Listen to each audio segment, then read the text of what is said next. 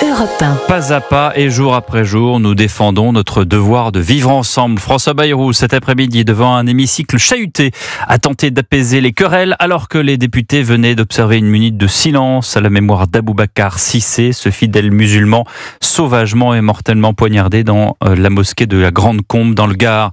Visé par LFI, Bruno Retailleau a répondu point par point en expliquant qu'il avait été le premier à réagir.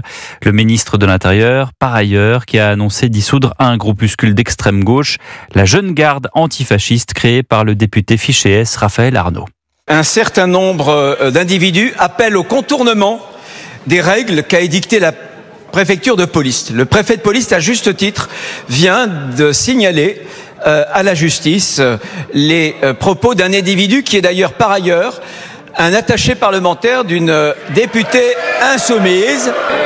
Il incitait à contourner le dispositif précisément de la préfecture de police. Eh bien, je veux vous confirmer que dans quelques heures, la procédure contradictoire contre la Jeune Garde, qui doit amener, je l'espère, à cette dissolution, sera engagée. Bonsoir William Molinier. Bonsoir Pierre, bonsoir à tous. Qu'est-ce qu'on reproche à ce collectif d'ultra-gauche ? Eh bien, un certain nombre d'agressions, la plupart survenues dans les rues des grandes villes en marge de manifestations et en particulier à Lyon, bastion historique de la Jeune Garde. Les affrontements entre ultra-gauche et ultra-droite se multiplient depuis plusieurs mois maintenant. Selon les informations d'Europe 1, au moins 9 actions violentes imputables à la Jeune Garde ont été recensées au printemps dernier, rien que dans la région lyonnaise.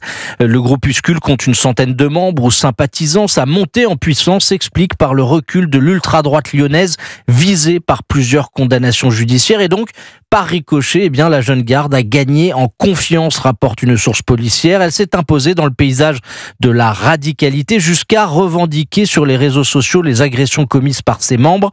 La place Beauvau a donc des éléments solides pour réclamer sa dissolution, mais le chemin est encore long. Les amis du député insoumis Raphaël Arnaud vont produire un contre-argumentaire. Ensuite, ce sera au Conseil des ministres de prononcer la dissolution, ce qui ouvrira de fait la possibilité pour la Jeune Garde de faire des recours devant la justice. Voilà donc pour la procédure. Merci de ces explications. William Molinier du service police-justice d'Europe 1, Bruno Retailleau, le ministre de l'Intérieur, sera l'invité exceptionnel de Sonia Mabrouk demain matin à 8h10 sur Europe 1 et CNews.